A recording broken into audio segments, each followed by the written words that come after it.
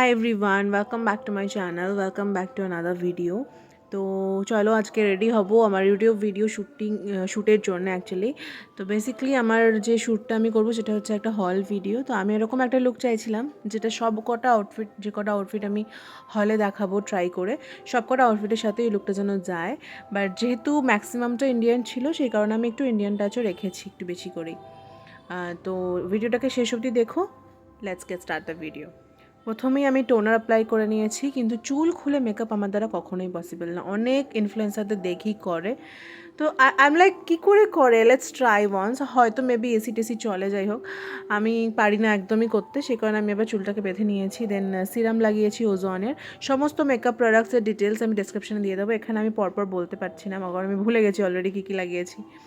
দেন primer লাগিয়েছি step by step. এখানে তোমরা সব কিছু দেখতে পাবে, কীভাবে অ্যাপ্লাই করছি, কতটা অ্যাপ্লাই করছি, কোথায় অ্যাপ্লাই করছি।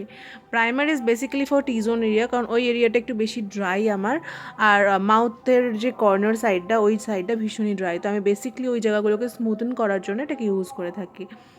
দেন ফাউন্ডেশন অ্যাপ্লাই করেছি মেবলিনের শেড থেকে, সব কিছু ডেসক্রিপশানে মেনশন থাকবে, একটু চেক করে নিও যদি তোমাদের প্রয়োজন পড়ে। আর ফাউন্ডেশনটাকে সুন্দর করে বিউটি ব্লেন্ডার দিয়ে ব্লেন্ড করে নিয়েছি, ড্যাব করে। তোমরা চাইলে ব্রাশ ইউজ করতে পারো।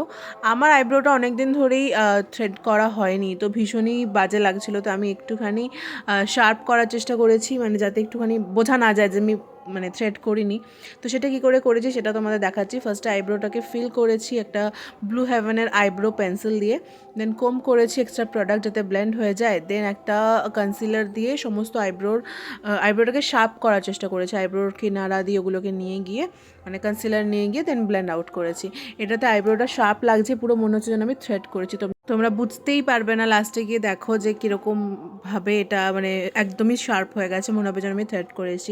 এইটার ওপর ডিটেল ভিডিও ডেফিনেটলি নিয়ে আসবো, তার জন্য ওয়েট করতে হবে। এই ভিডিওটাতে দেওয়া পসিবল ছিল না, বিকজ ভিডিওটা বোরিং লাগতো আর লেন্দি হয়ে যেত। Then under eye area, bridge of the nose, যেগুলো হাই পয়েন্ট আছে, যেগুলোকে আমার হাইলাইট করার প্রয়োজন, সেখানে একটা লাইট শেডের কনসিলার ইউজ করেছি। This concealer is from Swiss Beauty. আর শেডটা মেনশন থাকবে আমার এই বটলে, শেডটা অ্যাকচুয়ালি উঠে গেছে, তো আমাকে আবার ওই অর্ডার লিস্ট বার করে তোমাদেরকে ডেসক্রিপশনে দিতে হবে। কনসিলারটাকে সুন্দর করে অ্যাপ্লাই করে নিয়েছি, কোথায় কোথায় অ্যাপ্লাই করেছি তোমরা দেখতে পারো।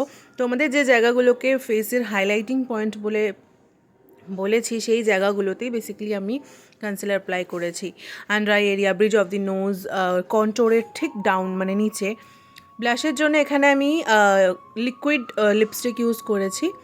এটা স্টে কুইকের লিপস্টিক। এই লিপস্টিকটা খুবই ভালো শেডের, বাট আমার স্পুলিটা ভেঙে গেছে, সেই কারণে আমি এটাকে অ্যাজ এ লিপস্টিক ইউজ করতে পারি না, আমি ব্লাশ হিসাবে ইউজ করে নিই। এটা আগে ব্লেন্ড করে নিয়েছি বিউটি ব্লেন্ডার দিয়ে। সবসময় চেষ্টা করবে মেকআপ করার সময় দুটো ব্লেন্ডার রাখা, যদি তোমরা ক্রিম প্রোডাক্ট ইউজ করো তো, আদারওয়াইজ তো ব্রাশ অনেক রকমের থাকে।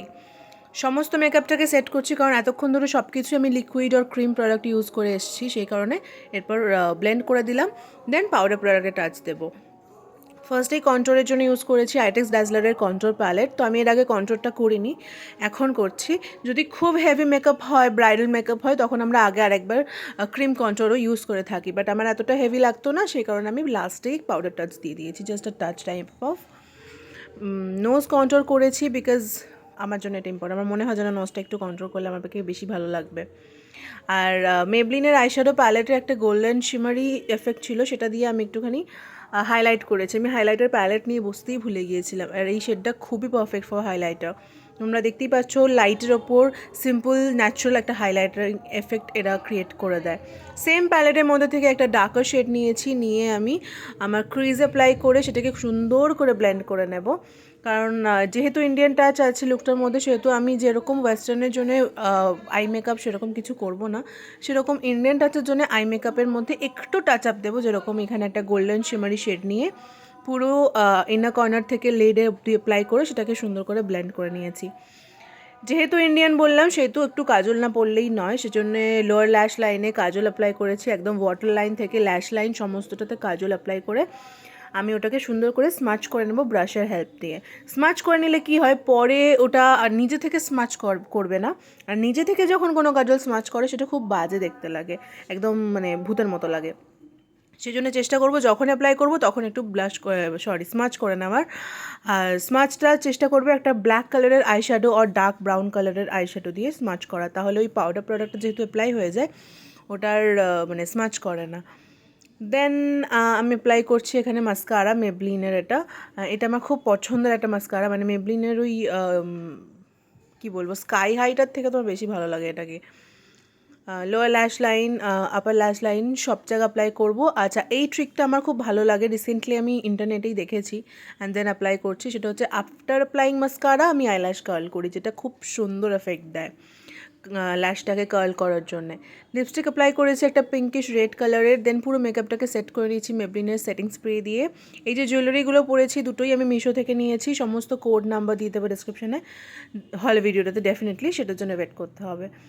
আশা করি ভিডিওটা ভালো লেগেছে, লুকটা কমপ্লিট, আমি খুব খুশি। যদি ভালো লাগে থাকে don't forget to like, share and subscribe to my channel. হল ভিডিওর জন্য ওয়েট করো, খুব তাড়াতাড়ি এডিট করে আমি আপলোড করছি। ততদিনের জন্য tata, bye bye, take care and stay blessed.